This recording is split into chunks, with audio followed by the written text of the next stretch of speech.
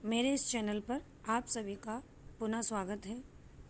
अभी तक हम लोग साहित्य सागर के अंतर्गत साखी, कुंडलियाँ, है ना, स्वर्ग बना सकते हैं, इन सब जो भी हमारे ये पाठ हैं, चैप्टर हैं, इनसे संबंधित दोहे, पद हम लोगों ने समझे, देखे और बहुत ही सरल भाव में उनके अर्थ समझने का प्रयास किया। आज हम उसी श्रृंखला में आगे बढ़ते हैं और एक हमारा चैप्टर है मेघ आए, है ना। नाम से ही लग रहा है मेघ, जैसे हम लोग बारिश के समय में बहुत खुश होते हैं ना, उस प्रकार से यहाँ पर वर्णन किया गया है। सर्वेश्वर दयाल सक्सेना के द्वारा ये वर्णित है। सर्वेश्वर दयाल सक्सेना बहुत ही कविता के क्षेत्र में विख्यात कवि थे। उनका जन्म उत्तर प्रदेश के बस्ती जिले में हुआ। 15 सितंबर 1927 ईस्वी में ये एक बस्ती जिले में जन्म लिया और जो इनकी शिक्षा का काल था वो इन्होंने एमए परीक्षा उत्तीर्ण की हुई थी। और सबसे अच्छी बात ये थी कि इन्होंने जो इनके जीवन की शुरुआत हुई वो ऑडिटर जनरल इलाहाबाद के कार्यालय से हुई, है ना। कुछ टाइम इन्होंने आकाशवाणी में भी काम किया, वहाँ से भी ये जुड़े रहे। बहुत अच्छा इनका कार्यकाल रहा और अचानक से इनका निधन हुआ। 1983 में इनका आकस्मिक निधन हो गया और बहुत अच्छे उपन्यास, काव्य, बाल साहित्य की रचना इन्होंने की, है ना।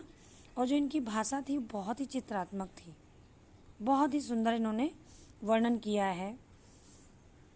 आइए आज हम लोग इनके द्वारा रचित मेघ आए पढ़ते हैं और उसे अपने शब्दों में समझने का प्रयास करते हैं और थोड़ा कल्पना के माध्यम से हम लोग विचार करते हुए उन भावों को महसूस कर सकते हैं जो एक बारिश के मौसम में हम लोगों को खुशी प्रदान करता है। ठीक है, चलिए आगे बढ़ते हैं। मेघ आए बड़े बन ठन के, संवर के, आगे आगे नाचती गाती बयार चली, दरवाजे खिड़कियां खुलने लगी गली गली, पाहुन ज्यों आए हो गाँव में शहर के, मेघ आए बड़े बन ठन के, संवर के, है ना। अब यहाँ पर क्या कह रहे हैं, मेघ आए बड़े बन ठन के। जिस प्रकार से हमारे यहाँ कोई अतिथि बन संवर के आता है ना, तो हम लोग कितना खुश होते हैं, उसको कितना झांक झांक कर देखते हैं। बस उसी प्रकार यहाँ पर मेघों की तुलना एक दामाद से की गई है। आइए हम लोग देखते हैं शाब्दिक वर्ड। मेघ आए बड़े बन ठन के, बन ठन के माने बहुत सज संवर के। श्री सर्वेश्वर दयाल सक्सेना द्वारा जो ये रचित कविता है मेघ आए, इसमें मेघों के आगमन के माध्यम से गांव में जो दामाद आते हैं, कभी कभी आपने देखा है कि कस्बे से या छोटे शहर में कहीं बड़ी जगह से कोई आता है तो उसको कितना महत्व दिया जाता है। बस सेम वही कंडीशन यहाँ है कि जो ये मेघ रूपी दामाद है वो उस प्रकार से सभी खुश हो रहे हैं, है ना, जैसे मानो कोई शहर से गांव में अतिथि आ गया हो, दामाद आ गया हो। तो दामाद के आने के उल्लास का यहाँ पर वर्णन किया गया है। कवि कहते हैं कि आकाश में बादल घिराए हैं, है ना। और क्या है, बादलों को देखकर कवि को मानो ऐसा महसूस हो रहा है कि जैसे किसी बहुत बड़े शहर से कोई अतिथि हमारे यहाँ सज संवर कर आ गया है। ठीक है, आगे आगे नाचती बयार चली। और क्या है भाई, जिस प्रकार से जब कोई गांव में इस तरीके से दामाद आता है तो लोग उनके आगमन के लिए आगे आगे दौड़ दौड़ के चलते हैं ना, तो यहाँ पर उसकी तुलना हवा से की गई है कि बादलों के आगमन की सूचना देने के लिए। भाई जिस प्रकार से जब कोई अतिथि आता है तो हमारे घर में क्या होता है, अगर हम दूर से देख लेते हैं कि हमारे रिलेशन में मौसा जी, मामा जी या कोई भाई बहन जो बहुत ही हमें प्रिय है और अचानक से घर पे आ रहा है, तो हमारे यहाँ क्या होता है, दौड़ के जो देख लेता है वो घर में बताने आ जाता है कि ये रिश्तेदार अपने यहाँ आ रहे हैं। तो सेम वही चीज़ यहाँ पर है कि बादलों के आगमन की सूचना देने के लिए क्या हो रहा है, पुरवाई हवा नाचती गाती क्या कर रही है, आगे आगे चल रही है, दौड़ कर बढ़ रही है कि वहाँ जाकर हम मेघों की सूचना दे दें। ठीक है, आगे बढ़ते हैं। पाहुन जो आए हो गांव के शहर के, जिस प्रकार से पाहुन माने अतिथि, ठीक है, और गांव में शहर के, जैसे मानो कोई शहर से गांव में अतिथि आ रहा है। लोगों के घरों के क्या हो रहे हैं, दरवाजे खुल रहे हैं, है ना, दरवाजे खिड़कियां खुलने लगी गली गली, माने कि दरवाजे और खिड़कियां इस प्रकार से खुल रही हैं कि मानो कोई अतिथि को देखने के लिए झांक झांक कर देख रहा हो, सुंदरता को निहारने के लिए, जैसे हम लोग लटक के देखते हैं ना अपनी बालकनी से कि कौन आ रहा है, कौन जा रहा है। तो उसी प्रकार से यहाँ पर बादलों के आगमन की सूचना देने के लिए पुरवाई हवा नाचती गाती चल रही है। और क्या कर रही है, और उसी हवा से जो खिड़कियाँ खुलने लगी हैं, मानो लोग मेघ रूपी दामाद को देखने को आतुर हैं, व्याकुल हैं, बेचैन हैं, है ना। मेघ बहुत बन ठन के शहरी मेहमान, मतलब शहर का कोई दामाद कहाँ आया है, गांव में आ रहा हो। तो यहाँ पर मेघों की तुलना दामाद से की गई है। ठीक है, यहाँ तक समझ में आया। चलिए आगे बढ़ते हैं। पेड़ झुक झाँकने लगे गर्दन उचकाए, आंधी चली धूल भागी घाघरा उठाए, बाकी चितवन उठा नदी ठिठकी घूंघट सरकाए, मेघ आए बड़े बन ठन के।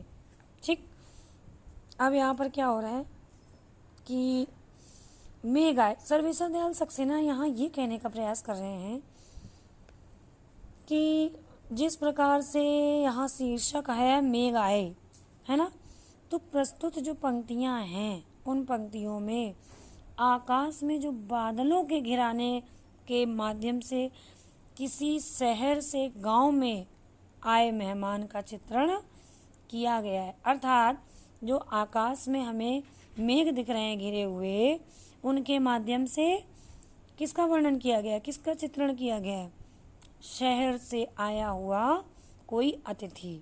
ठीक है, जब मेघ आ गए तो क्या हो रहा है, अब यहाँ पर देखिए, जैसे हमारे यहाँ घर के 10 सदस्य गली के मोहल्ले के क्या करते हैं, देखने के लिए उचक उचक कर देखते हैं अगर कोई ख़ास मेहमान आ जाता है तो, है ना। जैसे हमारे यहाँ मान लीजिए किसी नए जोड़े की शादी हुई हो, पड़ोस की कोई लड़की है जिसकी शादी हुई हो और वो पहली विदा में पग फेरे के लिए अपने घर आ रही हो, है ना, तो देखो हम लोग भी ऐसा करते हैं। तो हमारे पड़ोसी उचक उचक कर झांक झांक कर क्या कर रहे हैं, उसको देखने की कोशिश करते हैं ना। तो सेम वही चीज़ यहाँ पर हो रही है कि मेघों के आने पर पेड़ क्या कर रहे हैं, पेड़ गर्दन उचका उचका कर वो हवा में हिल रहे हैं ना, ऊपर नीचे हो रहे हैं। तो मानो ऐसा प्रतीत हो रहा है कि मेघों को देखने के लिए पेड़ गर्दन उचका उचका कर देख रहे हैं, झुक झुक कर बार बार उन्हें झांक रहे हैं, है ना। भाव यह है कि हवा चलने से, जो पेड़ों के झुकने से ऐसा मानो प्रतीत हो रहा है कि वो उनके आगमन पर बड़े खुश हैं और झुका झुका कर अत्यंत उल्लास से, बेचैन होकर उत्सुकता से उनको देख रहे हैं। क्लियर हो गया, समझ में आ गया। और समझने का प्रयास करते हैं। धीरे धीरे आंधी क्या हो रही है, जो हवा है वो आंधी का रूप ले रही है ना। भाई हवा तो बढ़ेगी जब मेघ आएंगे। और क्या हो रहा है, चारों ओर जब तेज हवाएं चलेंगी तो धूल भी उड़ेगी। तो उससे क्या हो रहा है, मानो ऐसा लग रहा है कि आंधी चलने को क्या हो रहा है, देखकर ऐसा मानो प्रतीत हो रहा है जैसे गांव की जो महिलाएं होती हैं, मेहमान को आता देखकर अपना लहंगा उठाकर समेटकर भागी चली जा रही हैं। जल्दी जल्दी में होता है ना कि दूर से उन्होंने देखा तो अपना जैसे बहुत लंबा स्कर्ट पहने हुए हैं, लहंगा पहने हुए हैं, तो गिर न जाए इस चक्कर में वो अपने लहंगे को उठाकर जल्दी जल्दी भागी चली जा रही हैं, है ना। बादलों के सिर क्या कहते हैं कि जैसे उनके आने पर नदी क्या हो रही है, ठिठक गई, रुक गई। क्या होता, उन्हें देखने लगी कि जो नदी है वो भी 2 पल के लिए आते हुए मेघों को देखने के लिए ठिठकना माने एक स्थान पर रुक जाना, एक टक।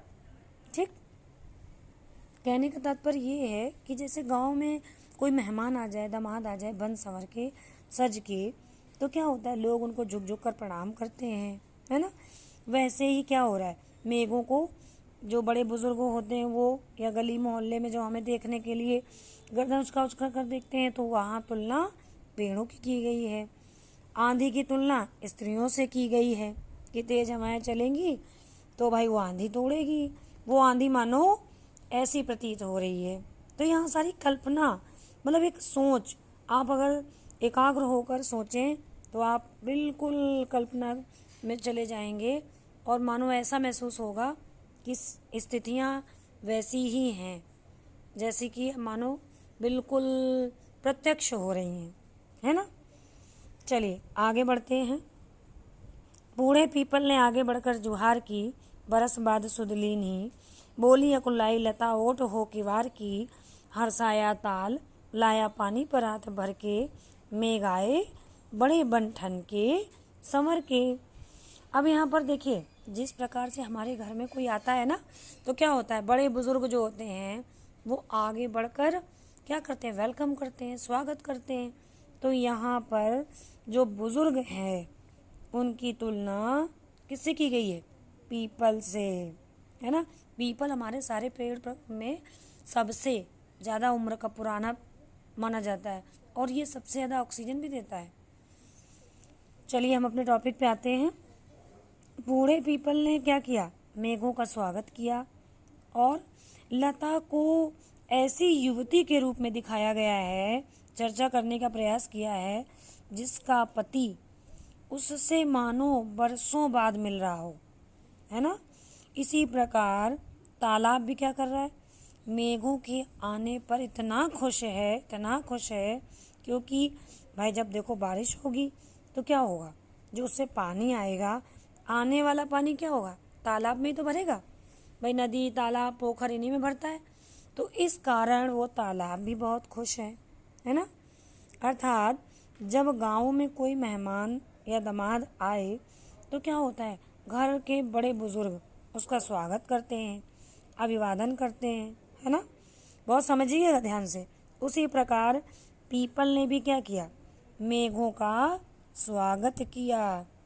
समझे, गांव में अपने पति, जो पत्नी है वो अपने पति के सामने नहीं आती है, इसलिए कल्पना की है कवि ने कि लता जो क्या है, वो किवाड़ दरवाजे की किनारे से, ओट माने किनारा से खड़े होकर अपने पति को देख रही है, उलाहना दे रही है।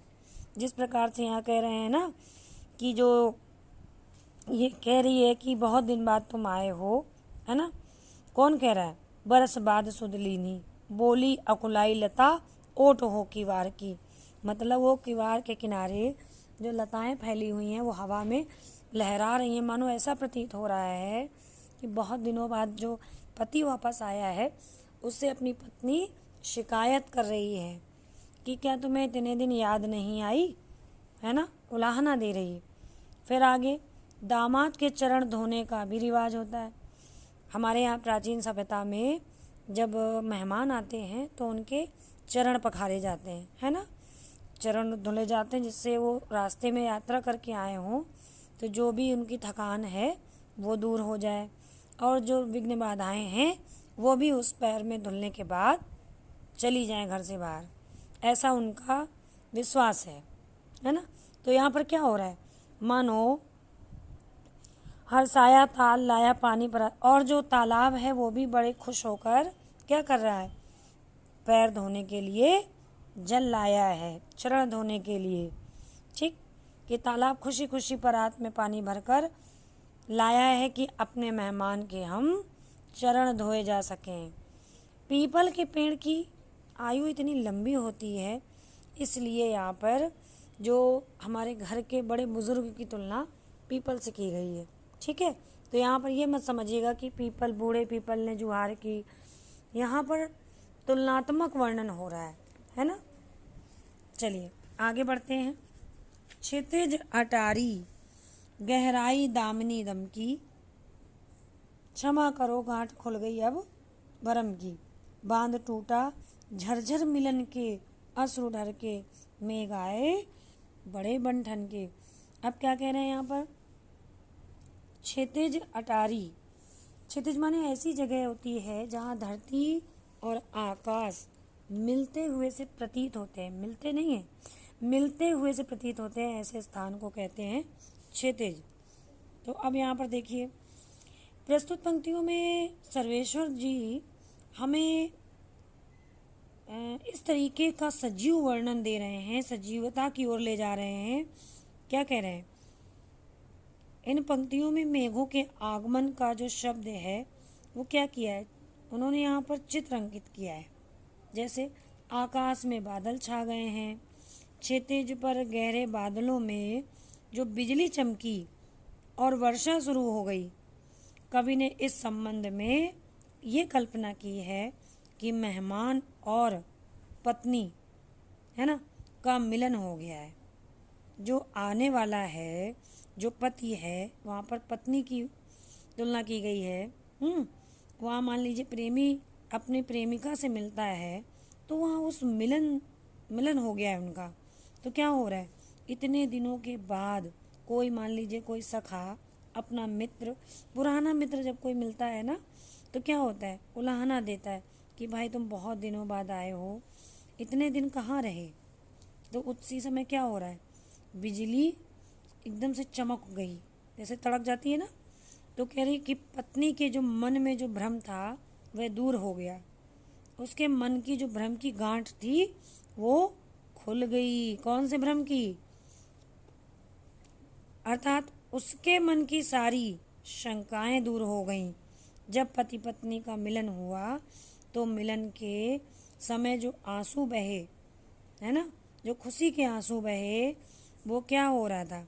वो वियोग का जो बांध टूटा, है ना।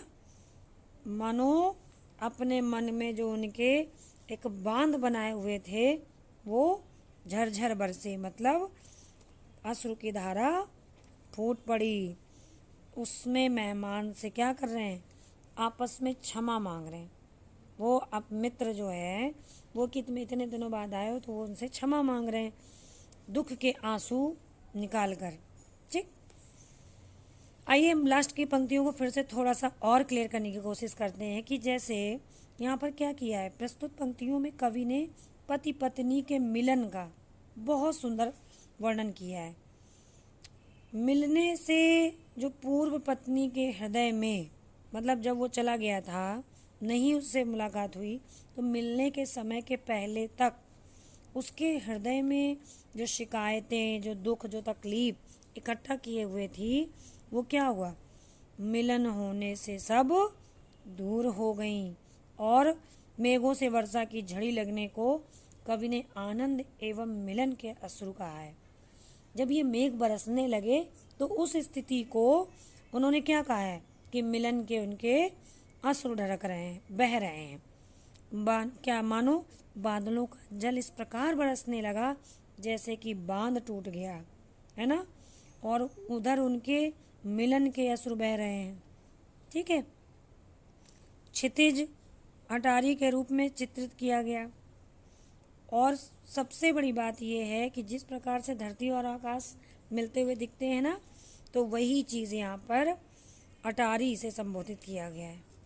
ठीक है, तो यहाँ कुल मिला के मेघ आए में ये समझाने का प्रयास किया गया है कि जब बादल आते हैं तो हम कितने खुश होते हैं, और मेघों को एक मेहमान से तुलना की गई है कि जिस प्रकार से मेघ आते हैं और मेघों को उस तरीके से ट्रीट किया जा रहा है जैसे एक दामाद को या कोई विशेष व्यक्ति को हम लोग देखते हैं, है ना, उनकी सेवा करते हैं, उन्हें स्वागत करते हैं, उनके लिए दौड़ते हैं। तो इस प्रकार का यहाँ इस संपूर्ण कविता में इस तरीके का वर्णन किया गया है। ऐसा मुझे पूरा विश्वास है कि आप लोगों को ये सारी पंक्तियाँ बिल्कुल सरलता से समझ में आ गई होंगी। यदि फिर भी अगर आपको कहीं पे कोई भी समस्या होती है किसी प्रकार की भी, तो आप कमेंट बॉक्स में ज़रूर बताइएगा। मैं आपके लिए फिर से प्रयास करूँगी। आज के लिए इतना ही। धन्यवाद।